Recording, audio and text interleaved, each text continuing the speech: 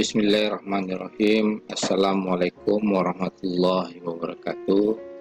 Puji syukur pada Allah SWT, mana kita dapat diberikan kesehatan dan semoga kita doakan bersama masalah COVID-19 atau virus corona ini bisa selesai dan bisa diatasi baik itu di Indonesia maupun internasional. Baik, mahasiswa saya, hari ini kita bahas materi kelima terkait mengenai perjanjian posisi dominan yang dilarang dalam hukum di Indonesia. Ini merupakan video pertama yang 15 menit. Baik, di dalam pelaksanaan hukum persaingan usaha yang jelas praktek monopoli dan persaingan usaha ini merupakan pelanggaran-pelanggaran di dalam pelaku usaha atau badan usaha yang melakukan kegiatan usahanya dengan berusaha dominan atau monopoli atau praktek monopoli di khususnya di Indonesia. Ada pelanggaran-pelanggaran yang dilakukan tentunya dalam segi peran adanya perjanjian terlarang, ya, dan akibatnya mendapat posisi dominan dalam bisnis dunia ekonomi di Indonesia. Dalam hal ini saya akan membahas tentang perjanjian.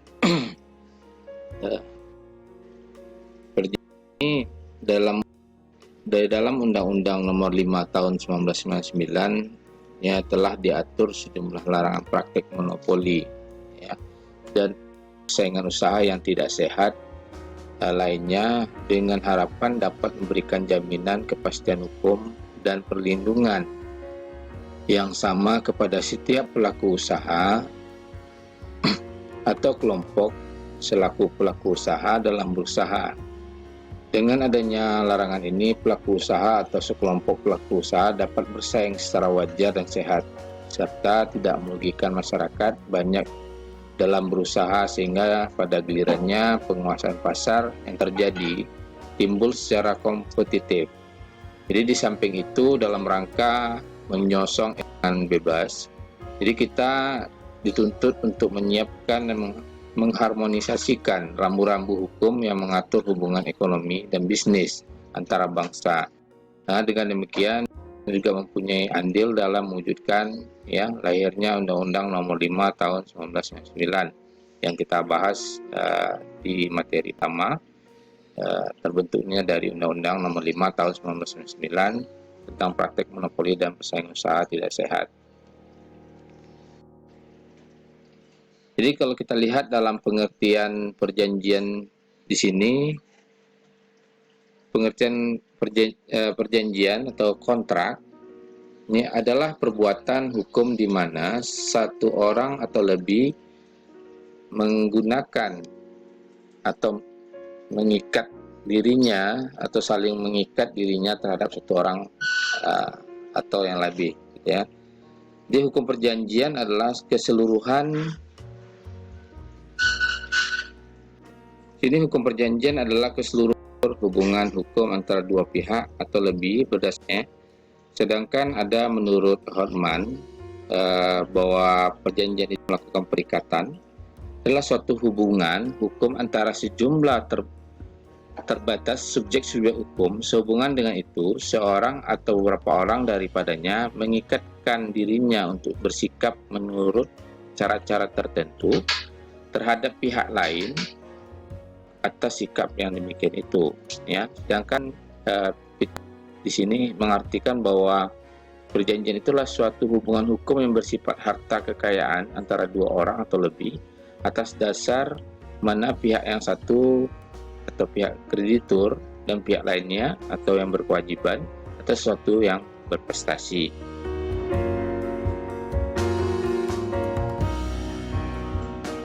Jadi unsur-unsur yang terdapat dalam hukum perjanjian, ya, yang pertama adanya kaidah hukum, ya.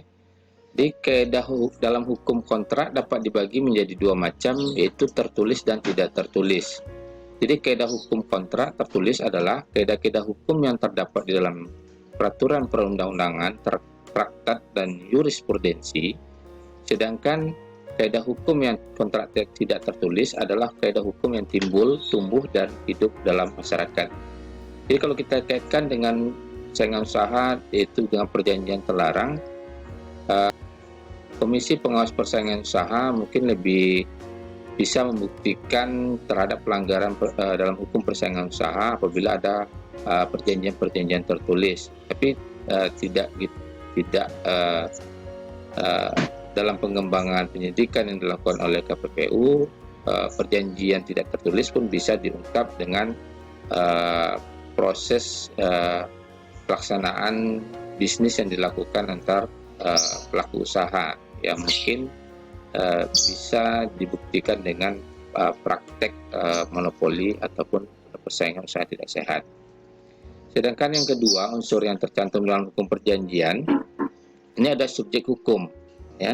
Jadi istilah lain dari subjek hukum adalah rex person, ya. Berarti rex person di sini diartikan sebagai pendukung hak dan kewajiban, ya. Jadi bisa saja yang menjadi subjek hukum dalam hukum kontrak ini adalah kreditur atau debitur.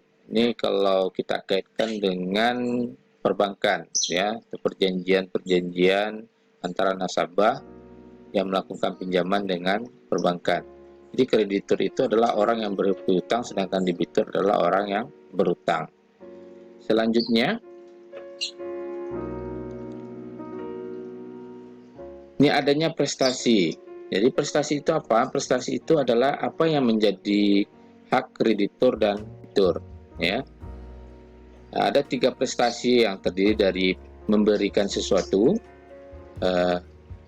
yang kedua adalah berbuat sesuatu, yang ketiga tidak berbuat sesuatu, ya. Selanjutnya unsur yang keempat adalah kata sepakat, ya. Di dalam pasal 1320 KUH Perdata ditentukan 4 syarat perjanjian. Salah satunya adalah kata sepakat atau disebut dengan konsensus, ya. Kesepakatan di sini kita artikan persesuaian pernyataan kehendak antara para pihak, ya. Jadi kedua belah pihak melakukan kesepakatan, maka terjadilah perjanjian yang timbul.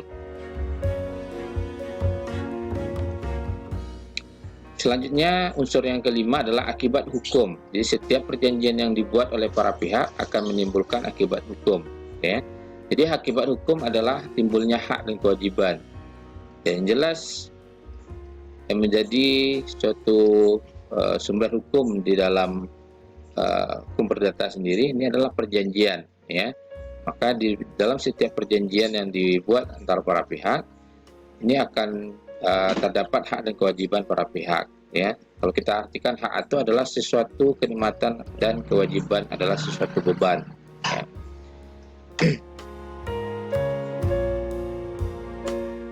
Selanjutnya adalah azas-azas dalam hukum perjanjian, ya. Yang pertama adalah hukum kontrak bersifat mengatur. Hukum yang dilihat adanya mengikatnya. Jadi umumnya dibagi atas 2 kelompok, ya. Kalau kita lihat dalam pengikatan suatu perjanjian di dalam perjanjian, tentunya ini azas yang terdapat adalah mengikatnya, ya, bersifat yang mengatur. Yang pertama adalah hukum memaksa, ya. Hukum memaksa ini bersifat memaksa, maksudnya di sini adalah kaidah-kaidah hukum yang dalam keadaan konkret tidak dapat dikesampingkan, ya. Jadi hukum memaksa ini wajib diikuti oleh setiap warga negara dan tidak memungkinkan membuat aturan yang menyimpang dari aturan-aturan yang ditetapkan. Dalam hukum yang bersifat memaksa, ya, hukum memaksa ini umumnya termasuk dalam bidang hukum publik, ya. Hukum bersifat mengatur maksudnya hukum yang di dalam keadaan konkret dapat disampingkan oleh para pihak dengan membuat pengaturan tersendiri yang disepakati oleh para pihak tersebut. Jadi kebanyakan hukum memaksa ini adalah aturan-aturan hukum yang dibuat untuk mengatur tingkah laku manusia yang biasanya di dalam kegiatan dalam pemerintahan yang mengatur rakyatnya. Selanjutnya adalah hukum yang mengatur, ya. Jadi hukum yang mengatur di sini adalah hukum yang bersifat mengatur pada umumnya terdapat dalam lapangan hukum perjanjian, ya, atau hukum kontrak, yang tentunya di dalam buku ketiga KUH Perdata. Jadi dalam hal ini, jika para pihak mengatur lain, maka aturan yang disebut oleh para pihaklah yang berlaku, ya. Jadi para pihak yang melakukan kesepakatan itulah yang menjadi aturan para pihak itu sendiri. Ya. Selanjutnya, azas kedua adalah azas kebebasan berkontrak, atau kita sebut dengan freedom of contract. Ya. Di dalam sistem hukum perjanjian di Indonesia, kebebasan para pihak dalam melakukan kontrak dibatasi sepanjang kontrak tersebut. Yang pertama, memenuhi syarat sebagai suatu kontrak. Yang kedua adalah tidak bertentangan dengan undang-undang atau kepatutan, kesusilaan, dan ketertiban umum. Ya, boleh kita melakukan, tidak ada kebebasan melakukan kontrak, tentunya tidak melanggar dari undang-undang atau kepatutan, kesusilaan, dan ketertiban umum. Jadi azas ini merupakan konsekuensi dari sifat hukum kontrak, ya, yang sifatnya sebagai hukum mengatur. Jadi azas freedom of contract ini mengandung pengertian bahwa para pihak bebas mengatur sendiri isi kontrak tersebut. Meskipun demikian, kebebasan melakukan kontrak tidak bersifat sebebas-bebasnya. Kita sebutkan tadi, harus mengacu pada undang-undang, harus berdasarkan kepatutan atau kesusilaan atau ketertiban umum. Selanjutnya adalah azas fakta serpanda, ya. Maksudnya adalah perjanjian yang bersifat mengikat secara penuh, kerenanya harus ditepati. Jadi hukum kontrak di Indonesia menganut prinsip ini sebagai diatur dalam pasal 1338 KUH Perdata. Di 1338 ini yang berbunyi, semua persetujuan yang dibuat secara sah berlaku sebagai undang-undang bagi mereka yang membuatnya, ya. Pada bahwa setiap perjanjian yang dilakukan para pihak, maka perjanjian itu sebagai undang-undang atau sebagai pengatur para pihak tersebut. Tadi ada hak dan kewajibannya. Ya, berdasarkan pasal ini mungkin daya mengikat kontrak sama seperti undang-undang bagi para pihak yang menyepakatinya, ya. Biar itu disahkan oleh dua orang atau lebih, tetapi ini menjadi pengikat yang erat untuk mengatur para pihak tersebut. Ada selanjutnya azas perjanjian. Yang keempat adalah azas konsensual, ya. Azas ini mempunyai pengertian bahwa suatu kontrak sudah sah dan mengikat pada saat tercapainya kata sepakat para pihak, ya. Tentunya sepanjang kontrak tersebut memenuhi syarat sah yang ditetapkan pada pasal 1320 KUH Perdata. Perlu diingat bahwa azas konsensual tidak berlaku pada perjanjian formal, ya. Jadi jelas bahwa setiap azas yang sesuai dengan konsensual di sini, perjanjian yang dilakukan itu telah sah dan mengikat para pihak, ya, sesuai dengan pasal 1320 KUH Perdata. Ini perjanjian formal maksudnya di sini adalah perjanjian yang memerlukan tindakan formal tertentu, misalnya perjanjian jual beli tanah. Formalitas yang diperlakukan adalah perbuatannya dalam akta PPAT, ya. Akta PPAT telah dibuat dan berdasarkan ketentuan dari pembuat akta, yaitu notaris. Dalam perjanjian formal, suatu perjanjian akan mengikat setelah terpenuhinya tindakan-tindakan formal tersebut, setelah dipenuhinya kewajiban-kewajiban atau yang ada syarat-syarat tertentu yang harus kita penuhi. Baik, untuk materi ini kita akan lanjutkan dengan video kedua dengan materi pembahasan yang